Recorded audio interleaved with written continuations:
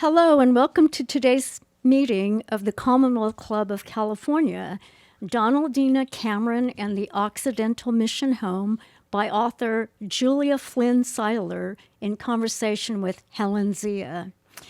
Julia has written her most recent book about the remarkable women who rescued Asian women from slavery and prostitution in Chinatown, San Francisco, called The White Devil's Daughters, The Fight Against Slavery in San Francisco's Chinatown. I am a member of the club's Asia Pacific Affairs Forum and your chair for today. We also welcome our listening audience, and we invite everyone to visit us online at commonwealthclub.org. And now it is my pleasure to introduce our distinguished speakers. Julia Flynn Seiler is a New York Times best-selling author and journalist. In addition to her new book, The White Devil's Daughter, which launches this week, I understand, and which our speakers will talk about this evening, she is the author of Lost Kingdom, Hawaii's Last Queen, The Sugar Kings and America's First Imperial Adventure. Her first book, The House of Mondavi, The Rise and Fall of an American Wine Dynasty, was a finalist for a James Beard Award and a Gerald Loeb Award for Distinguished Reporting. A veteran journalist, Seiler is a longtime contributor and former staff writer for the Wall Street Journal and has been a guest commentator on the BBC, CNBC, and CNN. Helen Zia is an award-winning author, journalist, and activist who has covered Asian American communities and social and political movements for decades. Her first book, Asian American Dreams, The Emergence of an American People, was a groundbreaking history of Asian Americans in the United States. She's also co-author with Wenho Lee of My Country versus Me, about the falsely accused Los Alamos scientist. Her latest book, Last Boat Out of Shanghai, The Chinese Who Fled Mao's Revolution, was launched in January to highly favorable reviews. We had a full house here at the Commonwealth Club in January for her conversation with Ben Fong Torres about Last Boat in Shanghai. Her articles have appeared in numerous publications, and she has also appeared in news programs and films, including the Academy Award-nominated film Who Killed Vincent Chin. So please welcome our speakers today. Thanks to all of you. Yeah.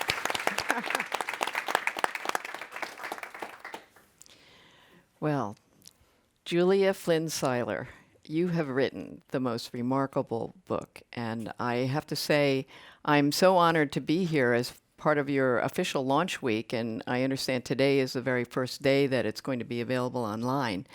And so I had a chance to read it beforehand, and you really swept me away by all of the work and incredible stories and beautifully told stories here. And so I guess, for me, I first visited the Cameron House in 1983 for an event that I remember actually. The Reverend Jesse Jackson was in town running for president, and there was a community event there, and I had an inkling of the significance of the of 920 Sacramento Street. But after reading your book, I realized just how little I knew. And I know from your introduction that you first learned of the Donaldina Cameron House in 2013. And I was just stunned by how much research you did in a relatively short time. Thank you, Helen. So I'm imagining that there are some of you who know a little bit about Cameron House. And I just want to get a sense from you, just raise your hands. How many of you have heard of Cameron House beforehand? Quite a few of you.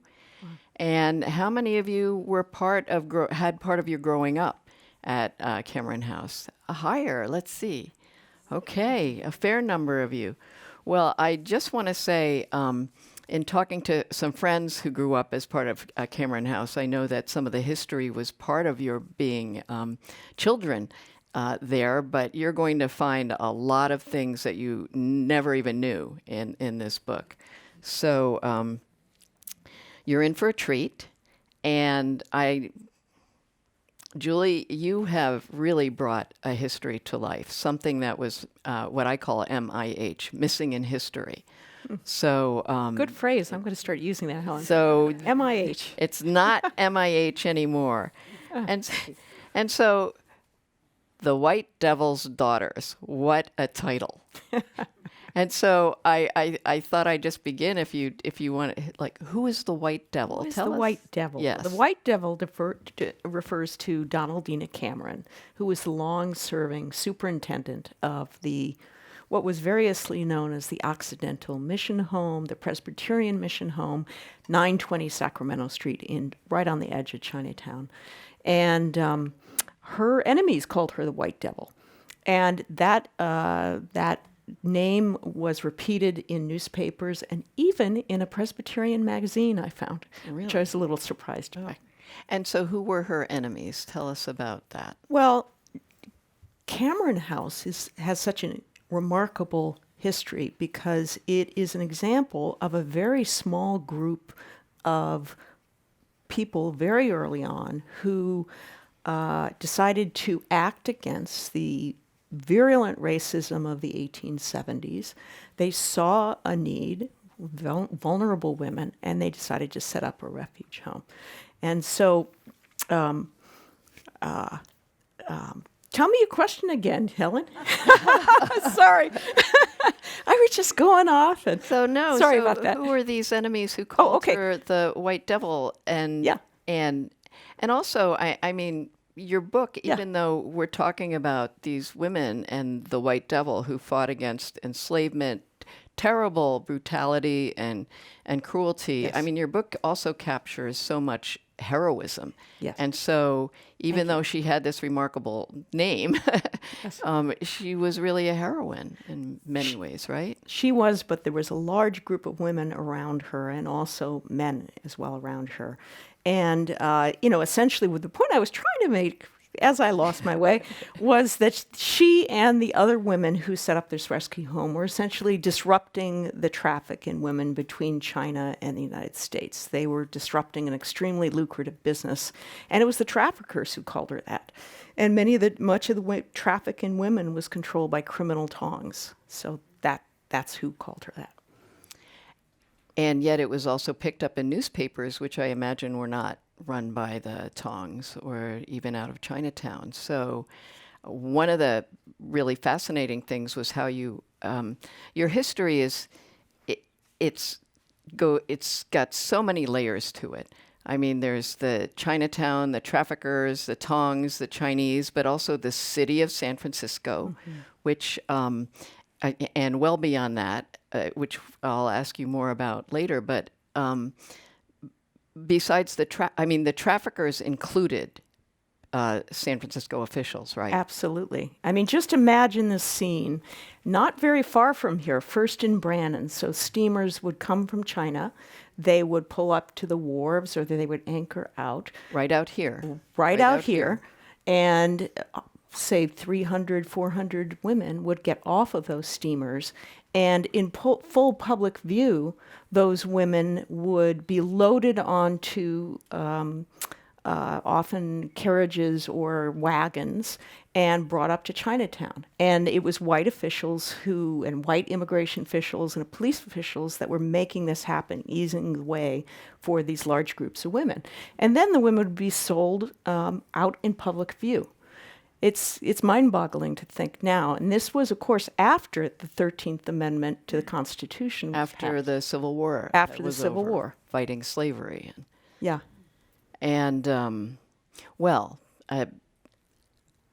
also the daughters, the White Devil's daughters. Yes. So the stories of heroism, and I mean, it's often, even today, where we read news, unfortunately, too often about sex trafficking or the trafficking of human beings, that the people are depicted as victims, as helpless people, and so forth. But you've actually given them heroic stories too. I mean, you've tracked them, a number of them, very closely to tell their stories, how they came to be on an auction block, how they ended up at the Cameron House or the Occidental Mission Home at the time, how they fought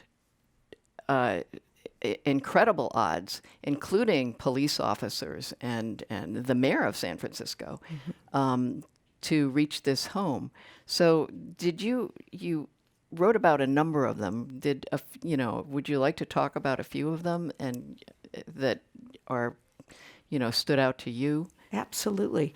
The book is structured in such a way that it begins with what I consider a very heroic dash that a teenage girl, made from a beauty shop in Jackson Street.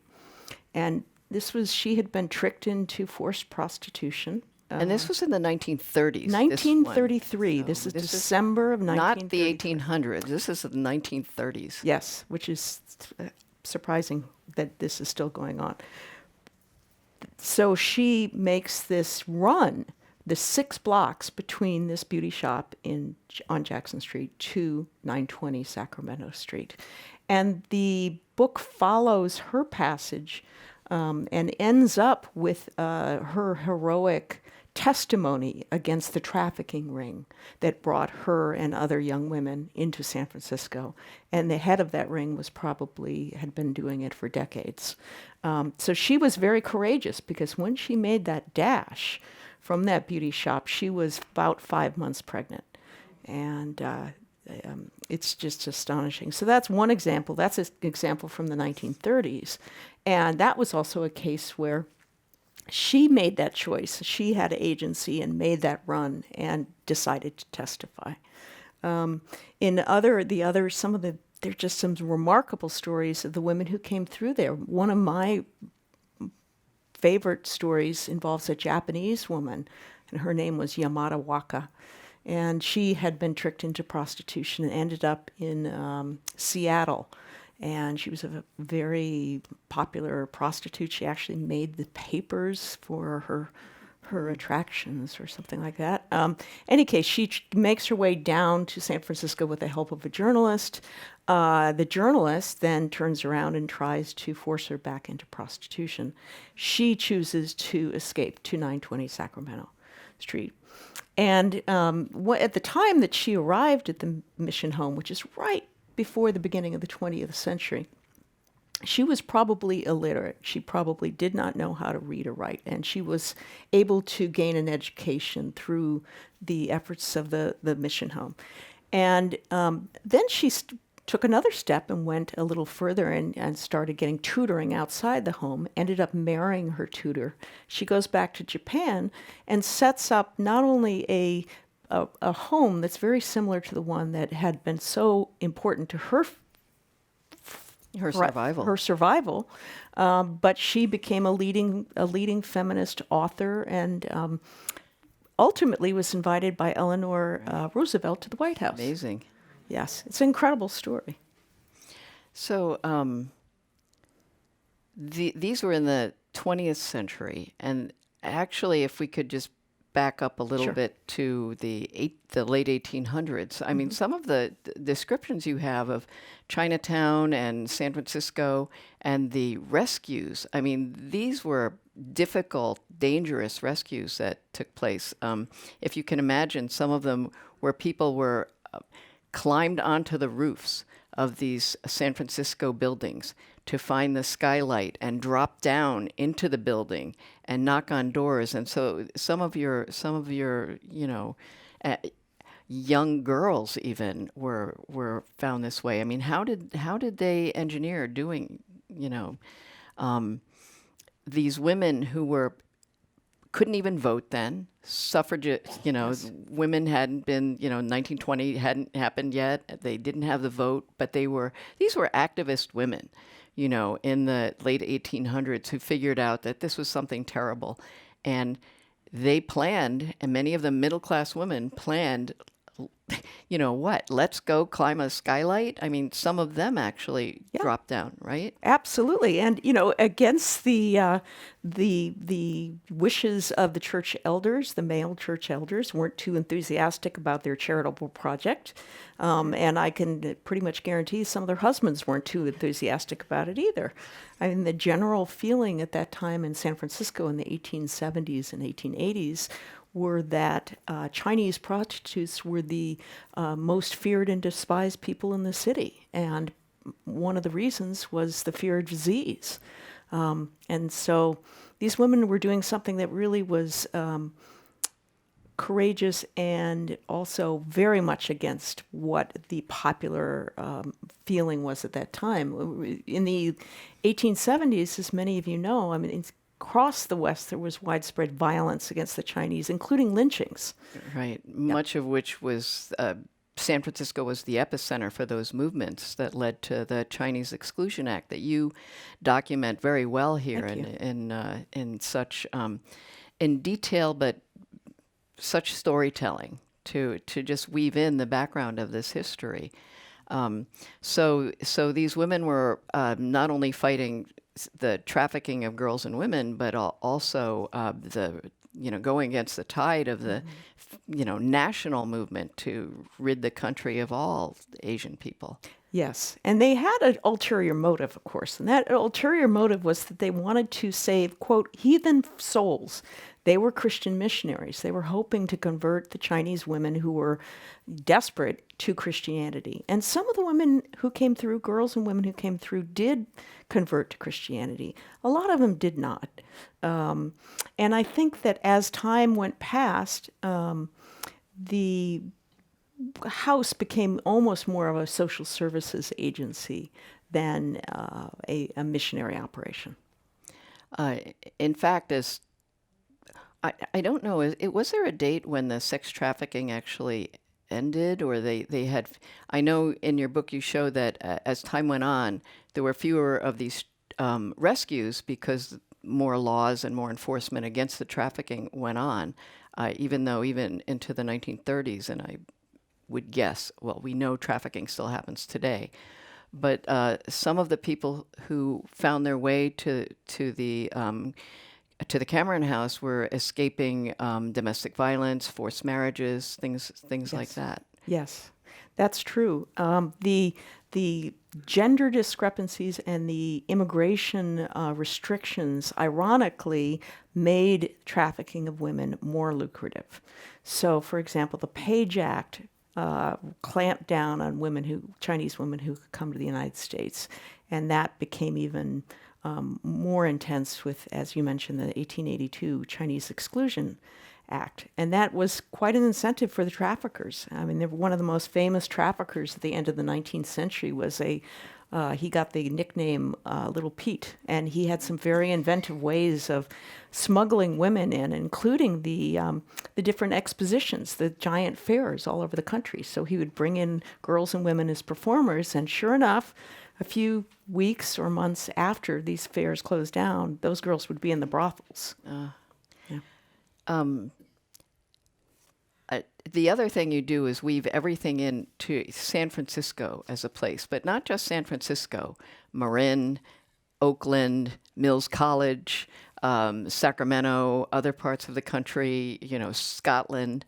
And the 1906 earthquake was such a dramatic point in this book. I wonder if you could share what happened. I mean, by then, the Occidental Mission Home had this building might have had 60 or more women, girls, their babies in here, and then the earthquake happens. And of course, it was a brick building, and so much of San Francisco was leveled, and all around it, the earth was shaking, and yet they managed to save all of these women and girls and staff who were there. I mean, it's such a dramatic story. It's such a dramatic story. In fact, reading Dolly Cameron's first-person account of what happened on that morning of April, what would have been 18th, 1906, was one of the inspirations for writing this book, because her description was so vivid.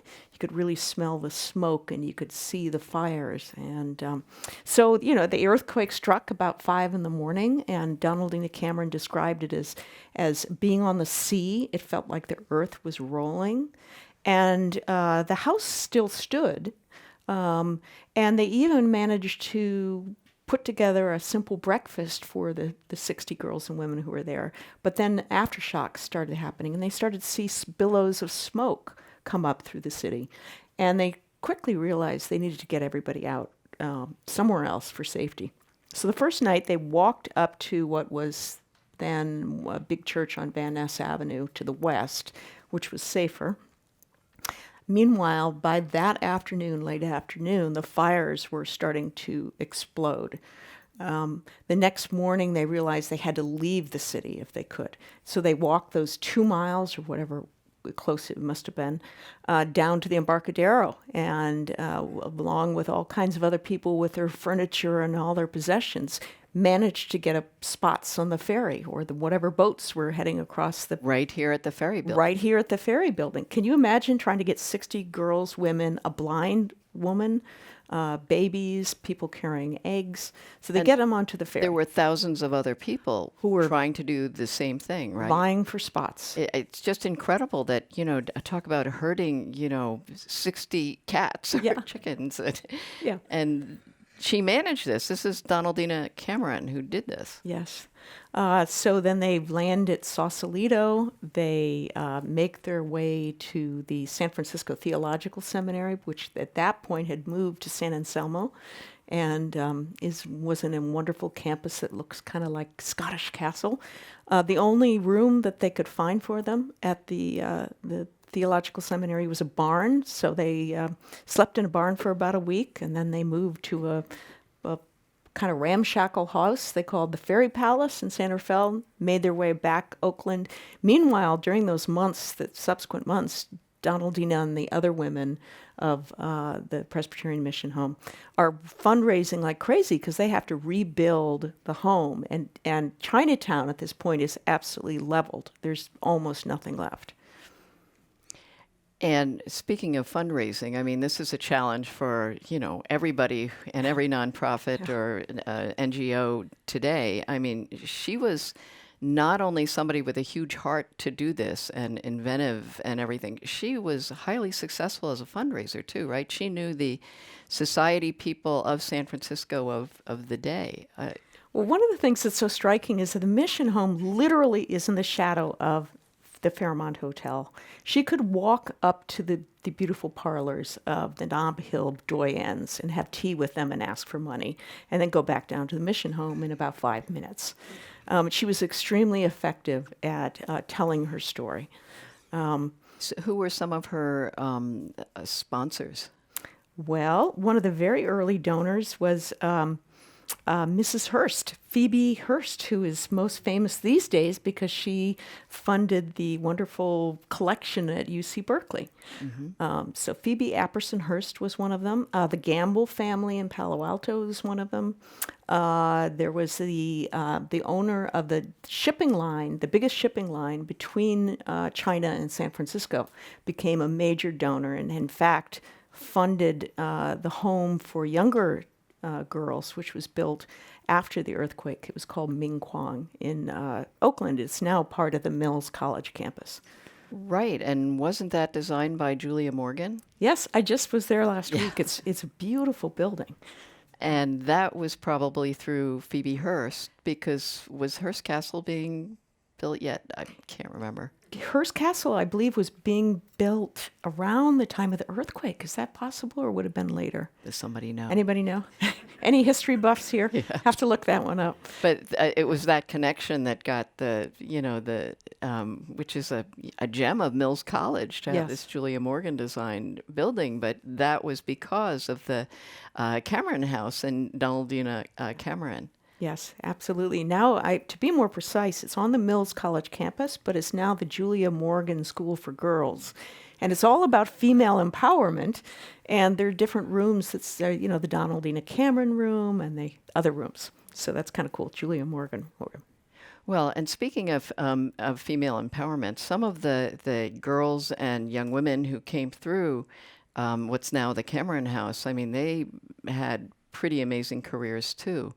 One of them, in your preface, Bessie, who had fled a forced marriage or something like that, and ended up at the Cameron House. She went on to quite a career, didn't she? She did, and I had the good luck to read through the voluminous correspondence that is still stored in the private records of Cameron House, in which different members of the staff advocated for her to be admitted to different institutions. I mean, there was a high school at that point. They didn't want to take a Chinese young woman. They advocated for her to go to Stanford University, which she went to. She struggled initially with some of the courses. They found a tutor for her. She eventually graduated in 1927 and was the first Chinese American woman to graduate from Stanford. Bessie Zhong. Yes, Bessie Zhong. And then she went on. Then she went on to medical school. To medical school. Yes, so she was a pioneering Chinese physician as well. Yeah, she went to medical school in Pennsylvania, the East Coast. Yes. But she never forgot her, how she was really saved and came back and became a doctor back in San Francisco and was treated a lot of the Cameron House girls, right? Yes, yes. So, I mean, talk about the heroism and empowerment there. These are really such inspiring stories. And I guess we should spend a little time talking about just, you mentioned getting to see the private records at Cameron House that for many years had been closed, and you were able to get access. Do you want to talk a little bit about how you went about getting the information for this book, because it really spans more than 100 years of history. San Francisco history, world history, the story of this remarkable Cameron House, and Donaldina Cameron, who lived for quite a while. She did. So the case records of every single girl, woman, young boy that came through the home, and the best estimate is perhaps 3,000 people between 1874, when the home was established, and the mid to late 1930s, maybe 3,000 people. Those case records are still at Cameron House, and Cameron House has, I think, very wisely decided to keep those private, because there are families all over the country who have some connection to someone who lived at Cameron House. And some of those families, it's very private. They don't really want to talk about it, which I certainly understand. And so I worked with the former executive director of the home, Doreen Durham McLeod, and she very slowly let me see a few of the cases. We started with the Broken Blossoms case, which was the young girl that I mentioned at the very beginning, June Guai-Ying. Do you want to say something about Broken Blossoms? Sure. We'll get back to the... Okay. To the record? Shall I say what Broken Blossoms? Right. Yeah. So I mentioned that there was a famous case that begins and ends the book, and it was known as the Broken Blossoms case. And it was the bust up of a very powerful slave ring or trafficking ring in the 1930s, in which several of the women involved with Cameron House, or residents of Cameron House, testified against this trafficker. And it was pretty unheard of to have young women who had been prostituted, forced into sex slavery, and then, to go public like this. Yes, it was very, very courageous, and these women often didn't have any other support other than Cameron House. And they were being threatened, and the traffickers had very powerful lawyers, many of whom were white lawyers in the city, So it was a scary and courageous thing that they did, and they ultimately, there was one trial and then a second trial, and the second trial led to the convictions of four of the principals who were deported. And the papers, the newspapers of the time, declared this the end of, the slave girl ring, and the biggest slave girl ring known on the West Coast. That was wishful thinking, I think. But So some of those records were among those that you found at the Cameron House? yes, so those were really the first records that I looked at. And there were also additional very rich kind of vein of material at the National Archives in Santa Bruno. So there was a lot to work with in that, in terms of immigration records and court records. But, some of the things that I found in those records were photographs of the young women who testified, and a photograph that was so touching to me of June Guaying, the woman I mentioned, the teenager who ran from the beauty shop. Once she had her baby, she testified after she had her baby, in a photograph of her holding this child and beaming with happiness. So very touching photographs. And so many of these young women ended up,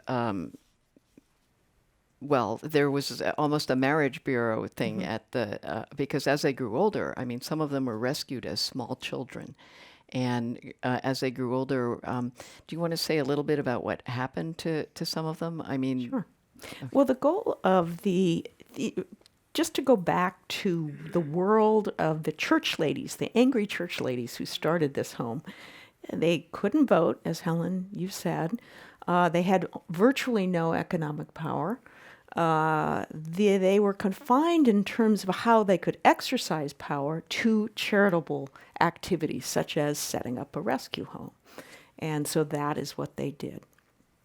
And I lost my train of thought again.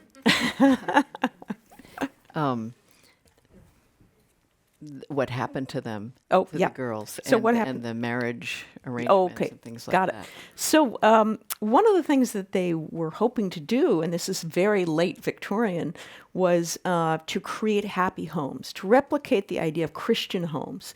And so they would vet some of the men who came to the home. Did they have good jobs? Did they have sources of income? Were they good Christians? And they would approve marriages, essentially. And so it became a de facto marriage bureau, the home. And there are marriages across this country that people trace to Cameron House. It's really remarkable. And some of the men who came through and were suitors there were also very heroic figures too. I'm thinking of Ng Poon Chu, Yes. who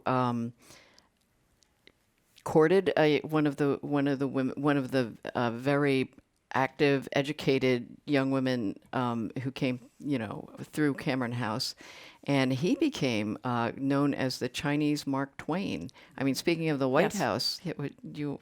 Oh, he's talk such a little bit. marvelous character. And it was such good luck in terms of storytelling to come across him, because not only did he find his wife of half a century in the mission home, but then he decided that instead of becoming a preacher, he was going to become a journalist. And he started a newspaper in San Francisco called the Chung Sai Yapo, which was the Chinese Western Daily, and became the most influential Chinese American newspaper on the West Coast, arguably the United States, for several decades.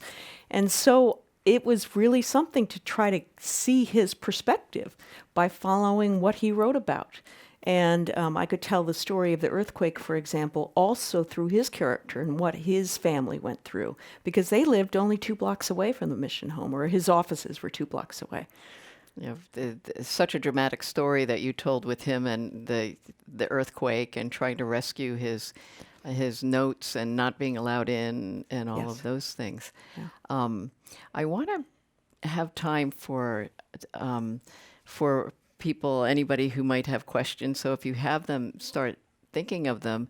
But so what ultimately happened to Dolly Cameron, and there were so many friendships she forged too. There are stories of just how working with women over a period of in some cases 70 years, that they had such strong bonds of wanting to make, really wanting to make the world better for the women and girls they found, and so they had pretty long lives too, didn't they? Yes, they did. And in some ways, I also wrote this story as a story of a very unusual friendship between Dolly Cameron and a young girl who arrived about 15 months before Dolly arrived in 1894. And this young girl's name was Tin Fu Wu.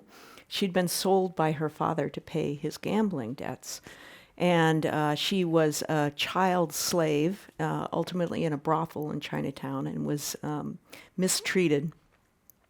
And finally came to the attention of authorities. And she was rescued in the way that we think of rescue workers, with the police coming and barging down doors. And so she was brought in the arms of a policeman to 920 Sacramento Street. And when she first met Dolly Cameron, she didn't much like her at all. She said, "I was here before you were here, and don't boss me around." She was very feisty and interesting young person at that point. In any case, she was very bright. Through the help of supporters of the home, she got an education. She went on to college in Pennsylvania. She went on to get an advanced degree as well, and then tried to go back to find her family in China. And she went back and she could not find them, which is one of the sadder moments of the story. So instead, she came back to the home and decided to work alongside Dolly Cameron. And they spent decades doing that together. And they became each other's closest friends. And one of the most touching parts of my research was to go to Evergreen Cemetery in Los Angeles, to the Cameron family plot. And in the Cameron family plot, there's Tin Fu Wu, who's buried with them. And it was just very touching. And I had the great opportunity to meet the Cameron family, who live in this area to this day. Oh. And they had a big trunk load of family materials dating back to the mid-19th century. And so I was able to go through some of that material, as well as to hear their family stories, because they knew Auntie Wu, the woman they called Auntie Wu. They knew Auntie Wu, and they knew Aunt Dolly as well. So... Well, they sound like such incredibly remarkable women and way ahead of their time. So I wanted to take this moment to just see if there are any questions from any of you from what you've heard. All right, there are two here. How about you, sir, first, and then you? Just a minute. And we have a mic, so hang on. Is that for me? Thank you. Thank you very much. With your indulgence, two brief questions. How fluent was Donaldina Cameron in Cantonese? I'm happy to answer that question. She was not fluent in Cantonese. And I make the point that she very heavily relied on her Chinese staffers and Chinese colleagues in the home. She could not have done her job without them. And the second question, under her guidance in her marriage bureau, when the women were brought into their wedding ceremony, what color dress did Donaldina Cameron have them wear? Well, she followed the Victorian convention. You know I have the to answer. interrupt because your colleague sees what a Of sneaky course. question Well, that I know is. exactly where this question comes from, and it's a very good criticism. I understand it. So, Dolly Cameron was a full-on Victorian lady. So, as were her colleagues. And so the young women who got married were dressed in white, whereas that would not be a traditional gown color for a Chinese woman. Because It is because what? Because it's related to death. Yes, it is. Yes. It's a funeral color. Yes, that's a very good point. And there were I don't wanna areas, score points there were on you, areas as well where Donaldina Cameron and the other people, the other women who worked in the home were not as culturally sensitive as certainly we would wish they had been from our 21st century perspective. And I don't want to score points on you. I raised these two questions as a retired but unrepentant rhetoric professor because they go to the heart of cultural understanding. It lies in the language and it lies in the customs. And she had neither, which raises questions for me. Oh, I would disagree with that. And I think we'll move on from there, but I do think that, for example, they sought to serve Chinese food. She desperately sought to try to understand Chinese culture more. And that explains why she was so reliant on staffers like Tin Fu Wu. And in fact, when you have an opportunity to read Julie's book, you'll see that actually I think you go very deeply into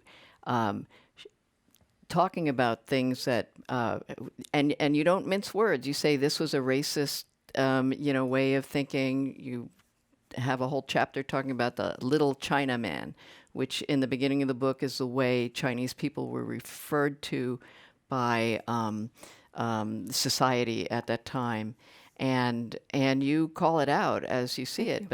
But also saying about Donaldina Cameron, she was aware of her inability to speak Cantonese, and you point out that she says many times she wished she did, and urged her successors to study Cantonese, and one of them did become pretty fluent in it. Yes, and she also wanted Tin Fu Wu to become her successor, which is a sign of her respect for her. Right. So I hope you read it, and it'll dispel some of your thoughts. And so there's another question here. My grandmother was detained on Angel Island in 1916, and I was shocked to find out from the archives that she was advocated for by Donaldina Cameron. So personally indebted. But I was curious about Donaldina's, in terms of the overlap between the Angel Island experience and trafficking. What do you know about Donaldina's work with Angel Island, and did trafficking happen through Angel Island? There was a young woman who was the first Chinese employee of Angel Island by the Immigration Services. Her name was Tai Leung, and one of her duties in assuming that job was to try to look out for women who'd been trafficked. So I think there was quite an overlap. But that's really fascinating about your It was project. amazing to me to find that out. Yeah. Over here, please. Thank you. That's just wonderful to know a little bit more about San Francisco. I was curious, how did writing the book change you? That's a wonderful question. Well, your Chinese is pretty good now. Yeah. Sadly not, but thank you. It made me think about empathy more, and how did it change me? It gave me some encouragement and inspiration that this was a very small group of people who really affected a lot of people's lives, and that perhaps we can affect social change in small groups with small steps. So that's how it changed me. In fact, you refer to the work of Donaldina Cameron and the others, including Tin Wu and the young women she mentored, as radical empathy. So the changes were, I'm sure, far more extensive than they would have imagined. And who knows? Do you think Dolly Cameron had any idea that more than 100 years later, she created this legacy that still exists? The building is still there. It looks just as it was after it was rebuilt after the earthquake. And by the way, are there ghosts? Ooh, I think there are ghosts. I do. So I've been down to the basement many times, and you stroll around the internet a little bit, and it's considered the most haunted house in San Francisco. Really? Oh. Cameron House. And if you go down into the basement, you can see the openings where there are tunnels. There is a tunnel that leads up into the street a little bit, but also in tours of the home, you see where the girls would hide because armed with writs of habeas corpus, traffickers would enter the building and say, we have the right to bring this girl back. And they'd hide from those people. So I think they're ghosts. I'm wondering if any of the those of you who were part of Cameron House, did you grow up hearing about these stories? Did you think there were ghosts? Did you know about these hidden tunnels? Anybody care to share some of that?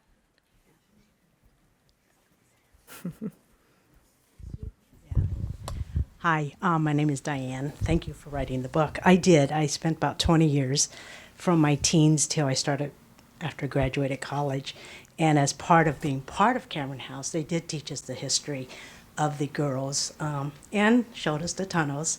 So it was always kind of fun for us as kids to tease each other. You go, None of us went. So, so we did hear about that. And I think to this day, even though they're not used for the same thing, Cameron House continues to help the community. Somebody like myself who grew up in Chinatown kept us off the streets, so maybe we weren't in fear of being trafficked or, into prostitution. But it certainly kept us away from, the gang violence and all of that in Chinatown. So thank you. Now, I think the book has a little bit more history than I'm aware of. And so I look forward to reading it. Thank you so much. Thank you. There's a question over here, and then Lotus. Actually, I have two questions. One, I think I remember that Teddy Roosevelt actually came out to visit her at one point, too. Considering her skills at fundraising, did she manage to get anything from Teddy on this particular visit? And then the other one, this is actually more, I think, curiosity on my own.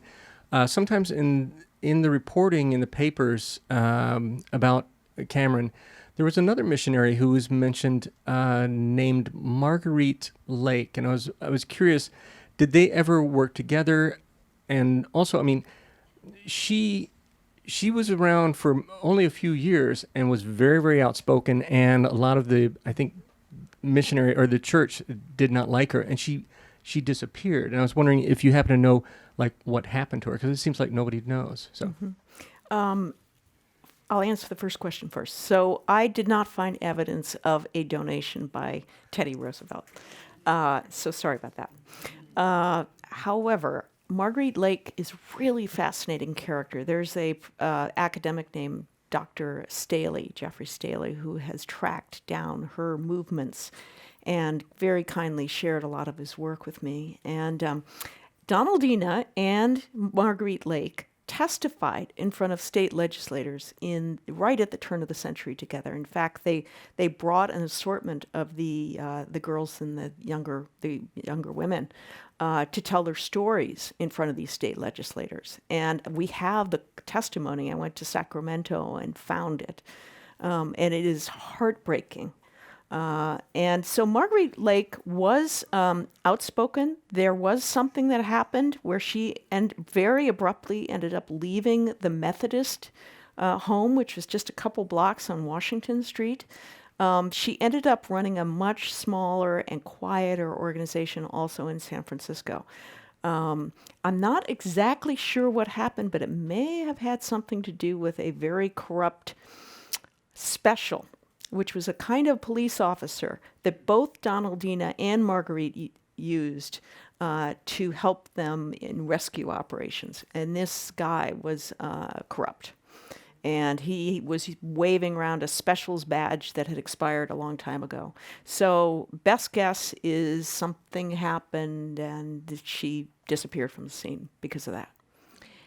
And speaking of corruption, we didn't cover the municipal crib, but the mayor of San Francisco had an interest in a theoretically municipal organized brothel not far from here. Yeah, astonishing. It was on Jackson Street. It had rooms or, enough room for at least 100 women to be working there. And it was one of the first buildings in Chinatown to be rebuilt after the 1906 earthquake. Got a And guess fast what? track. First track, yeah, and it was still a brothel. So they rebuilt it and expanded it. And this was during the period of the great Graff trials, shortly after. So some of those same characters ended up, one of them ended up in San Quentin. But that was kind of one of the most astonishing stories, the municipal crib. And I don't know if this is apocryphal or not, but the story was that when the trolley or the cable car went up past that building on Jackson Street, if there were no women on the cable car, the trolley driver would say, "All out for the whorehouse." So everybody knew it was operating. And the And women, prostitution was legal, too.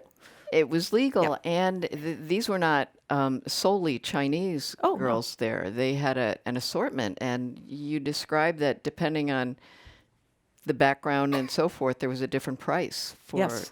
on which floor they were on and so forth. Let's just say the French women were at the top and the most costly. Yeah. And so there was a question here, and Hey. then over here, and another one. Hello. Hi, David. Hey, Julie. Good seeing you. David Pons from Cameron House. Oh, Really great. happy to have him here. Sure. Yeah, so I'm a Cameron House employee. And just going back to the earlier question about tunnels and ghosts. Oh, yeah, tell us. I get a lot of questions about that in my job, and there's some things I just want to lay to rest.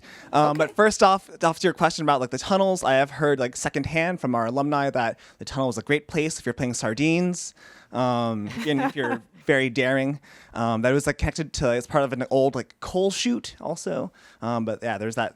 It's a great hiding spot. But a part that I read online a lot that I feel is apocryphal in my gut, and I just wonder if you've stumbled across any accounts in your own research, is that during the the cataclysmic earthquake and fire, there were women who were trapped in the basement, and as the burning building collapsed, you can still hear their screams at night when you walk by, and it's just, can you please just like put that? Did you come That, across that anything as about far that? as I can tell, is not true. Is not true at all, because Donaldina Cameron and the other staff members managed to get all of the residents out safely. Nobody died nobody in the home died during that time. The thing on like Wikipedia where it's like, oh, this webpage has it, and then they cite that webpage, but it's like when you go around, it's just like circular referenced, and it's not actually anywhere. There's no primary source. So Well, one of the remarkable and wonderful things as a historian is that church folks keep unbelievable records of everything. And so there were detailed records of who was in the home, how many got out. I could track all that. So thank you for asking those questions. We'll need to correct Wikipedia. Yes, we will. We'll do some work on that. So there was a question, Lotus Doe, one of our community leaders. We're all trying to understand the history. Going back to Teddy Roosevelt and Mark Twain, I think it's important to understand the history of the day, because the debate was, should America expand and acquire colonies? And China was one of the most prized objects of the China trade across the Pacific. They finished the Transcontinental Railroad, just observed last Friday on May 10th. So in that context, what else? The reason Chinese women particularly were fatefully, unfortunately, tied with the prostitute image was that the number of men that were recruited as workers for the railroad stayed and worked and became a, quote, labor threat, which created the backlash and the racism, and therefore the Exclusion Act of 1882. So the women who would have been missionaries or motivated to save these girls did they have any political power in terms of understanding the Exclusion Act? Because that extended for 63 years. Most of our generation, Helen and me and our mothers, could not come to the U.S. until the late, 1949. After World War II. After World War II. So the difference between the Chinese community and the Japanese community, as Chinese were excluded and Japanese, Filipinos, Koreans were recruited as labor, Japan won 2 wars, the Russo-Japanese Wars at the turn of the century, 1895, 1905. They were given a gentleman's agreement to bring picture brides, cherry blossom brides. So eventually, although they couldn't originally buy land, they later were able to establish families and farms. So the Chinese community has suffered greatly in terms of not being able to have intact families until very, very, very recently, after World War II and the 65 Immigration Act. So I just want to put the prostitute image in that context. That's a really interesting perspective, and I appreciate you sharing that with us. And I would make, to reinforce what you're saying, I would say that some of the most important legal challenges that occurred were families somehow associated with the mission home. The challenge for public education for Chinese and Asian children in the city, that those parents had been involved with the mission home. Likewise, Ng Pun Chu, who you referred to as the Chinese Mark Twain, he was a crusader against the exclusion law, against the many, many ways in which that was extended over time, and he was very effective at offering that perspective. So thank you for sharing that. So I just would like to say that having the benefit of read this book already, that Julie really does give the background of these different federal laws, state laws, San Francisco ordinances, and also things like the, was it 1915? The 1915 Panama Pacific International Exhibition, which was held right over there, Fort Mason. And you talk about how there was a whole exhibit that was very demeaning to the Chinese people and to Chinatown. It was a whole Chinatown exhibit that sort of, glorified the whole idea of prostitution. And you go into how critiquing that and how the people of Chinatown actually fought that and wanted that exhibit shut down. They didn't really succeed in getting it shut down, but I do think you do quite a job in really naming all of these, the laws, what led to them, and the context for them. Thank you for bringing that up. I think there was another question over here. Well, Abe Roof was the fixer, and it was Eugene Schmitz who was known as Handsome Gene. I hear chuckles. People must know the reputation of the Handsome Gene. San Francisco history lovers here. Yes.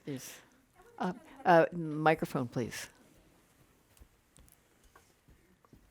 Thank you, Julie. I wanted to know the methodology of how they actually saved these women. Did they walk into these brothel places? I mean, how did they find these women, and what did they do to try to save them that was effective? Sure. So sometimes a rescue would be a girl would send a note to the home and indicate where she was. And so staffers from the home, usually accompanied by a police officer, would go to the brothel or wherever she was being kept. And they might barge down the door, which wasn't exactly legal. They might climb through a skylight. Or somehow bodily remove her from the brothel. Other times, there were situations where the young women and the girls would find the home themselves and make their own way there. So it worked all kinds of different ways. It's It's kind of remarkable to think. I mean, periodically we have news articles about sex trafficking that happens today, or hidden brothels, even in suburban neighborhoods and so forth. But the idea of having these volunteers, these women, just sort of go and physically remove and rescue these women, it's just amazing. Well, and it's the era of Carrie Nation with her, axe bashing down doors at that point. I mean, they didn't have the right to vote, but they were doing some pretty remarkable things in terms of saying, we want to change things. Yes, and we have another question here. Yes. too. So it sounds like there was a lot of money and probably criminal enterprise behind these prostitution rings. So were the women that worked at this mission ever the subject of threats of violence? Did they have to fear for their lives or their safety? Right around the day that Donaldina Cameron first showed up on the doorstep of the mission home in 1895 as a sewing teacher, very sheltered sewing teacher, someone had placed bombs all the way around the home. So the home had been threatened with violence over the years in a variety of ways: broken windows, sticks of dynamite, lots of written threats, things like that. People spat on them. So there were threats, yes. And yet they persisted. Yes. I mean, that is incredibly inspiring. And are there other questions? Because I wanted to hear another question back here. Speaking of dropping down from rooftops, this was during Victoria time. Women, their dress. I mean, how were they dressed when they did this? Going through tunnels and changed dropping into down from ninjas. buildings. I'm just curious. I love that question. It's so down in the weeds. It's excellent. So, women during that time, especially, they were always kind of impoverished. They never had enough money. The women who staffed that home, so they would wear shirt waists, usually for dressy occasions, white shirt waists, always kind of black long skirts. They didn't wear trousers, so that's a really good question. I don't exactly know how they'd scramble down without, revealing a little too much. I'm not sure. But boots, practical footwear. We're almost out of time, and I was just wondering if there are some lessons you think, from this story that really is more than 100 years ago that you started, but there's so much that's relevant to today. If there are any things that you would want to, in your 5 years of working on this book that leads you to, thoughts of to take away from for today. Yes, well, we're at a very racially charged time right now. We're at a time where the other is demonized, and it has a lot of similarities with what happened in the late 19th century. And I think that the lesson for me is that it's important to reach out to the other and to defy that kind of otherization, that separation. And I guess the biggest takeaway, you're going to know this expression better than I do, Helen. What is the famous saying about, a few determined people can change the world? Well, I think you just said it. Yeah.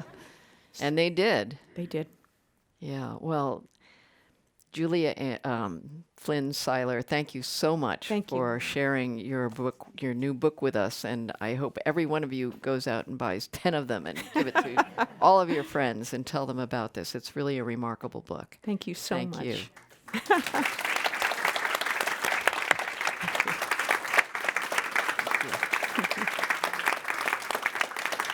Thank you.